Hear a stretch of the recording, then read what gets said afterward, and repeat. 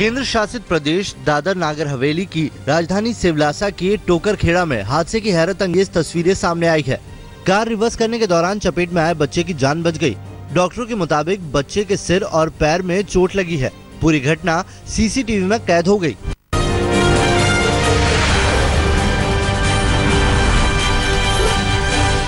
देहरादून में एक लड़की ने टैक्सी ड्राइवर पर यौन शोषण का आरोप लगाया है। पीड़ित लड़की ने थाने में भी आरोपी को पीटने की कोशिश की। लड़की का कहना है कि वो मसूरी घूमने गई थी और मां के बीमार होने की खबर सुनकर रात को ही देहरादून के लिए रवाना हो गई। गाजियाबाद के गंग नहर में प्लास्टर ऑफ पेरिस में लिपटा हुआ महिला का शव बरामद हुआ। गंग नहर की सफाई के चलते पानी कम होने और बदबू आने से लोगों को शक हुआ। महिला की अभी तक पहचान नहीं हो सकी है। इलाहाबाद में अफगानिस्तानी छात्रों की दबंगई की तस्वीरें सीसीटीवी में कैद हो गई।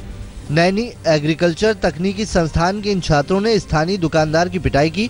छात्र दुकानदार से एक लड़की बुलाने के लिए एसएमएस करने को कह रहे थे। जी में पढ़ने वाली बच्ची की पिटाई की शिकायत करना परिवार के लिए महंगा पड़ा। परिवार के मुताबिक स्कूल में पढ़ने वाली दूसरी बहन को इसके लिए सजा दी गई। परिवार का आरोप है कि स्कूल पहुंच वाले शख्स का है, इसीलिए कोई कार्रवाई नहीं हो रही है। लुधियाना में टायर फैक्ट्री के गोदाम में आग लग गई, जिससे लाखों रुपए का कच्चा माल खाक हो गया। काफी मुश्किल से आग पर काबू पाया जा सका। ग्रेटर नोएडा में पुलिस ने बेकसूर नौजवान को बनाया बैंक डकैती का गुनहगार। डकैतों का हुलिया बताने के दौरान किसी ने कथित युवक का नाम ले लिया था। इसके बाद पुलिस ने उसी का चेहरा पोस्टर में लगवा दिया। पुलिस की दलील है कि आरोपी से चेहरा मिलता है तो वो क्या करे। यूपी के सुल्तानपुर में शादी से इनकार पर युवक का गुस्सा भड़क उठा। आरोपी ने लड़की को चाकू मारने के बाद खुद को भी चाकू मार लिया। आरोपी की मौत हो चुकी है और पीड़ित लड़की की हालत बेहद गंभीर है। राजस्थान के बाड़मेर में जिला प्रशासन ने कई सोनोग्राफी सेंटर्स पर छापा मारा। छापेमारी से पूरे सेंटर में हड़कंप मच गया। छापेमारी के दौरान कागजात जब्त किए गए, जिसकी जांच के आदेश दे दिए गए हैं। महाराष्ट्र के सांगली में पुलिस पर मानसिक रूप से बीमार शख्स को सड़क पर छोड़ देने का आरोप लगा है। दरअसल घर के लोग हिंसक हो जाने की वजह से बांध कर रखते थे। पुलिस ने इसे छुड़ा लिया, लेकिन अस्पताल में दाखिल कराने की बजाय सड़क पर ही छोड़ दिया।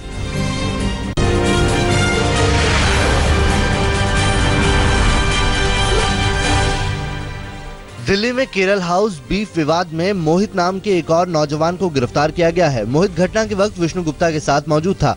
कोर्ट में पेशी के बाद मोहित को 4 दिन के लिए जेल भेज दिया गया है। दिल्ली सफाई कर्मचारियों की हड़ताल जारी है। वेतन भुगतान और 17 सूत्रीय मांगों को लेकर सफाई कर्मी 23 अक्टूबर से हड़ताल पर हैं। उधर काम में बाधा डालने के आरोप में गुरुवार को ईस्ट एमसीडी ने कूड़ा उठाने वाले वाहनों के 20 चालकों को निलंबित कर दिया है, जबकि 6 कॉन्ट्रैक्ट चालकों को बर्खास्त कर दिया गया है। दिल्ली में बीआरटी कॉरिडोर पर एक और दर्दनाक हादसा सामने आया है।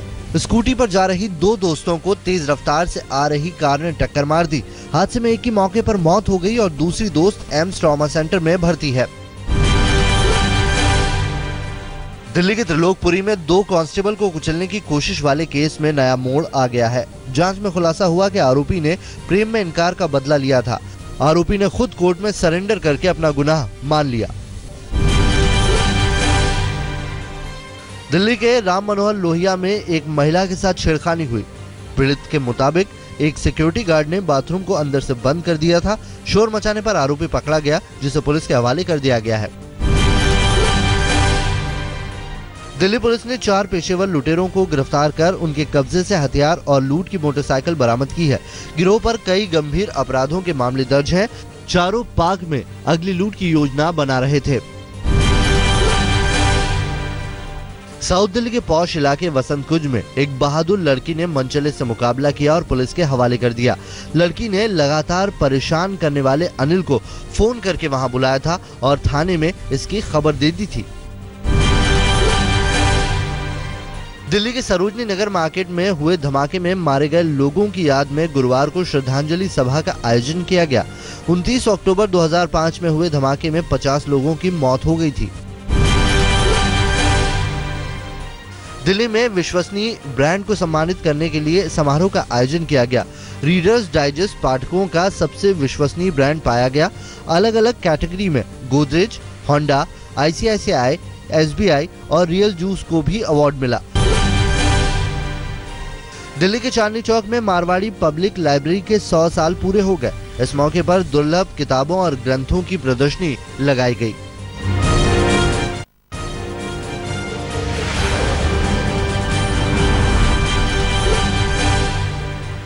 केंद्रीय भूतल परिवहन मंत्री नितिन गडकरी ने फिल्मकारों के अवार्ड लौटाने को वामपंथियों का ढकोसलापन बताया है। आज तक के कार्यक्रम मुंबई मंथन में गडकरी ने कहा कि सरकार को FTII जैसी संस्थानों में नियुक्ति का पूरा अधिकार है। उन्होंने कहा कि 1947 के बाद से देश में कई सारी घटनाएं हुई, तब किसी फिल्मकार या साहित्यकार ने ऐसे कदम क्यों नहीं उठाए। बीजेपी नेताओं के विवादित बयानों पर नितिन गडकरी ने कहा कि कम बोलना पार्टी की जरूरत है। कम बोलना, नहीं बोलना, ये बीजेपी की सबसे बड़ी आवश्यकता है। हम रूलिंग पार्टी है, हमको अब कार्य करके दिखाना है, हमको अच्छी पॉलिसीज इंप्लीमेंट करना है, देश की गरीबी, भुखमरी और बेरोजगारी दूर करना है। और गरीब गरीब होता है, गरीब को जात, पंथ, धर्म और भाषा नहीं होती कि अगर किसी को। और इसीलिए महाराष्ट्र के मुख्यमंत्री देवेंद्र फडणवीस ने कहा है कि अगर पाकिस्तान के गजल गायक गुलाम अली मुंबई में परफॉर्म करते तो उनकी सरकार उन्हें जरूर सुरक्षा देती। अपनी सरकार के 1 साल पूरा होने पर आज तक के कार्यक्रम मुंबई मंथन में फडणवीस ने कहा कि अगर उनकी पार्टी या उनके घटक दल शिवसेना का कोई सदस्य कानून तोड़ता तो उस पर भी एक्शन लेने में वो नहीं हिचकते। उन्होंने ये भी कहा कि पाकिस्तान के पूर्व विदेश मंत्री खुर्शीद महमूद कसूरी के पुस्तक विमोचन समारोह को सुरक्षा देने का मतलब ये नहीं है कि उनकी सरकार कसूरी की विचारधारा का समर्थन करती है। मुझे नहीं लगता कि इतने कम समय में परदेश में जाने वाला ये दुनिया का पहला प्राइम मिनिस्टर होगा। महाराष्ट्र नवनिर्माण सेना के मुखिया राज ठाकरे ने विदेश दौरे को लेकर प्रधानमंत्री नरेंद्र मोदी पर निशाना साधा है। आज तक के कार्यक्रम मुंबई मंथन में राज ने कहा कि वो पहले भारतीय PM हैं जो ज्यादातर वक्त विदेश में रहते हैं। बीजेपी शिवसेना की अंदरूनी खींचतान पर चुटकी लेते हुए उन्होंने कहा कि इस तरह की लड़ाई मियां बीबी भी नहीं लड़ते। राज ठाकरे ने आरोप लगाया कि बीजेपी ने अच्छे दिन का झूठा वादा किया। राज ने मुंबई अहमदाबाद के बीच बुलेट ट्रेन चलाने पर भी सवाल खड़े किए। मुंबई के पुलिस कमिश्नर अहमद जावेद ने मुंबई को देश के अन्य शहरों की तुलना में महिलाओं के लिए सुरक्षित शहर बताया है। आज तक के कार्यक्रम मुंबई मंथन में जावेद ने कहा कि शहर में कुछ इलाकों की निशानदेही की गई है जहां पुलिस पेट्रोलिंग बढ़ाई जाएगी, CCTV कैमरे लगाए जाएंगे और महिला पुलिस की भी पेट्रोलिंग बढ़ाई जाएगी। उन्होंने कहा कि बहुत जल्द मुंबई वालों के लिए ट्रैफिक हेल्पलाइन शुरू की जाएगी।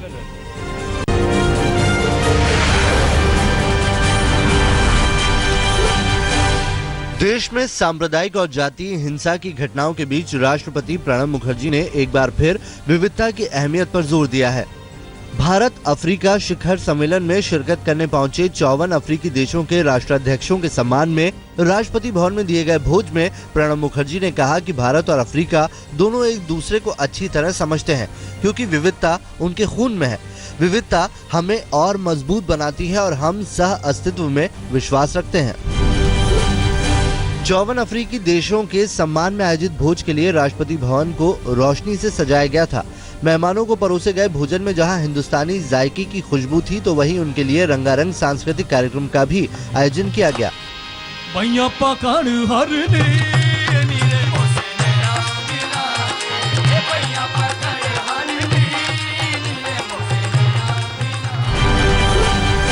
प्रधानमंत्री नरेंद्र मोदी ने अफ्रीका के लिए रियायती ब्याज दर पर अगले 5 साल तक के लिए $10 अरब के कर्ज का ऐलान किया है। भारत ने इसके साथ ही $60 करोड़ के अनुदान की सहायता की भी पेशकश की, जिसमें $10 करोड़ का भारत अफ्रीका विकास कोष और $1 करोड़ का भारत अफ्रीका स्वास्थ्य कोष शामिल है। कल भारत अफ्रीका शिखर सम्मेलन में PM मोदी ने ऐलान किया। इंडोनेशिया के बाली में पकड़े गए छोटा राजन से आज पुलिस पूछताछ कर सकती है। कल छोटा राजन ने कहा कि वो भारत लौटना चाहता है। बाली पुलिस सूत्रों के मुताबिक छोटा राजन ने बाली में भारतीय काउंसलर जनरल को चिट्ठी लिखी है और कहा है कि उसे बाली में अपनी जान का खतरा लग रहा है। सूत्रों के मुताबिक राजन ने कहा कि बेशक वो पुलिस हिरासत में है लेकिन उसकी जान को खतरा है। चिट्ठी में उसने अपना नाम मोहन कुमार लिखा है। गृह मंत्री राजनाथ सिंह ने भारत के दुश्मन नंबर 1 दाऊद इब्राहिम को पकड़ने का फिर से भरोसा जताया है। आज तक से खास बातचीत में राजनाथ सिंह ने कहा कि दाऊद को वापस लाने के लिए प्रतीक्षा कीजिए। आपको लगता है कि छोटा राजन जल्द हिंदुस्तान आएंगे? वो तो आएंगे ही। इसके साथ साथ आप दाऊद को भी ला पाएंगे? प्रतीक्षा की कॉन्फिडेंस तो पूरा है, लेकिन प्रतीक्षा कीजिए, बस इतना ही। हरियाणा के फरीदाबाद जिले के सुनपेट गांव में 20 अक्टूबर को आगजनी की वारदात में दलित परिवार के 2 बच्चों की मौत के सिलसिले में कल सीबीआई ने गांव जाकर जांच की। सीबीआई ने पीड़ित जितेंद्र से लंबी पूछताछ की। पूछताछ के बाद सीबीआई टीम अपने साथ जली हुई चादर, जली हुई चप्पल, दरवाजे के टुकड़े समेत कई चीजें ले गई।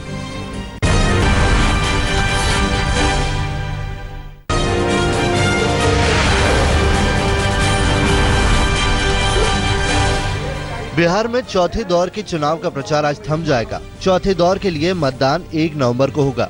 चौथे दौर में पश्चिम चंपारण, पूर्वी चंपारण, शिवहर, सीतामढ़ी, मुजफ्फरपुर, गोपालगंज और सिवान जिले की 55 सीटों पर मतदान होगा। आखिरी दौर का मतदान 5 नवंबर को होगा, जबकि वोटों की गिनती 8 नवंबर को होगी। बीजेपी अध्यक्ष अमित शाह के बयान से नया सियासी तूफान खड़ा हो गया है। अमित शाह ने रक्सौल में कल रैली को संबोधित करते हुए कहा कि अगर किसी वजह से बीजेपी चुनाव हार जाती है, वैसे चुनाव में हार जीत इस देश में होती रहती है, लेकिन पटाखे पड़ोसी देश पाकिस्तान में जश्न के रूप में फोड़े जाएंगे। क्या आप ऐसा चाहते हैं? जेडीयू ने कहा कि आज शाह के इस बयान के खिलाफ चुनाव आयोग में शिकायत की जाएगी। गलती से भी अगर भारतीय जनता पार्टी बिहार में हार गई तो जय पराजय तो बिहार में होगी, पटाखे पाकिस्तान में जाकर चलेंगे। कांग्रेस उपाध्यक्ष राहुल गांधी ने कल मधुबनी के बेनीपट्टी हाई स्कूल में सभा कर बीजेपी पर जमकर निशाना साधा। राहुल ने कहा कि जहां भी चुनाव होता है, इनकी सेना जाती है और भाई को भाई से, हिंदू को मुसलमान से लड़ाती है। उन्होंने कहा कि तांत्रिक और 3 इडियट जैसे बयान प्रधानमंत्री पद को शोभा नहीं देते। दरभंगा में फिल्म स्टार और कांग्रेस नेत्री नगमा ने महागठबंधन के पक्ष में प्रचार किया। पीएम नरेंद्र मोदी पर तंज कसते हुए नगमा ने कहा कि लालू जी तो हंसाते हैं, लेकिन मोदी जी फंसाते हैं। कल रांची में आरएसएस के अखिल भारतीय कार्यकारी मंडल की 3 दिवसीय बैठक शुरू होगी। बैठक में संघ प्रमुख मोहन भागवत भी शामिल होंगे।